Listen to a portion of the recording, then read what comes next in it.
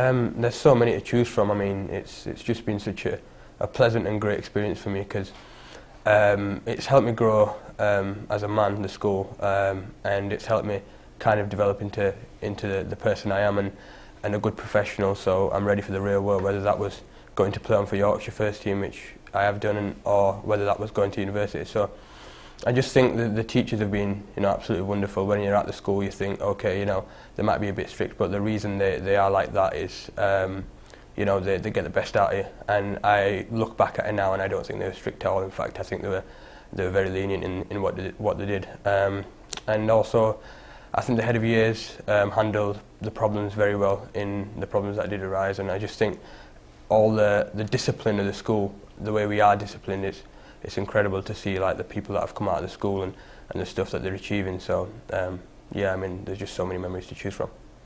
I think we had wonderful resources. We had the sports hall, the AstroTurf, the running track on the AstroTurf.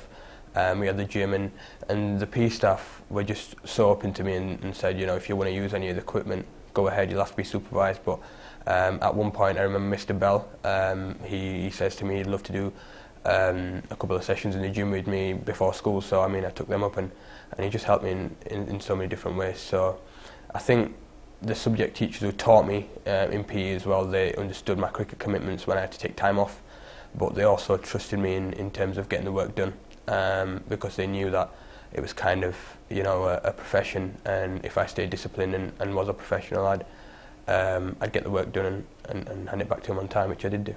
It was something that kind of I watched every day, kind of thing. I always participated in cricket, whereas some of the lads on my street, they'd come back from school, they'd sit down, they'd eat, they'd watch telly, and I'd just come back from school, and obviously it was winter, September, October, November, December, it would be winter, and the day would kind of disappear early, so I'd just kind of go into the kitchen, grab some fruit, grab a bat and a ball, and just go into the street and start playing. So it was something that I kind of really had a passion for and I really loved.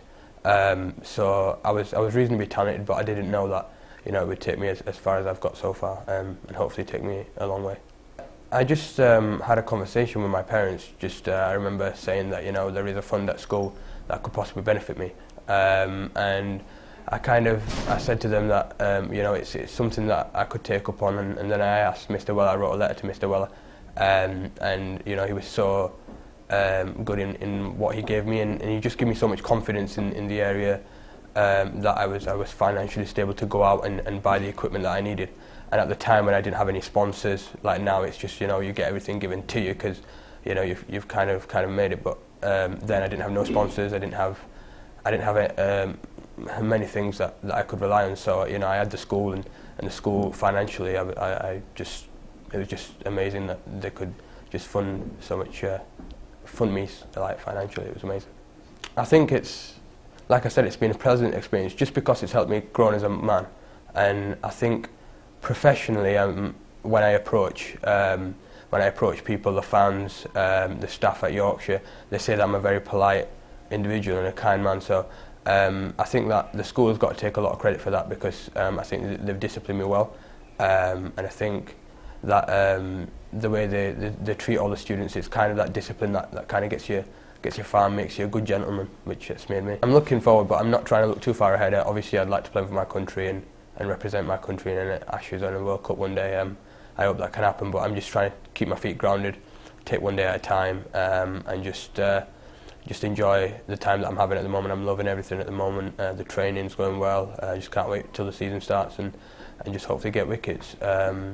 It's something that I also learned from the school to keep grounded and always have a backup plan. In terms of if cricket doesn't work out, hopefully it does, and I go on to bigger and better things. But I just think that it's always good to stay grounded and just be yourself, really.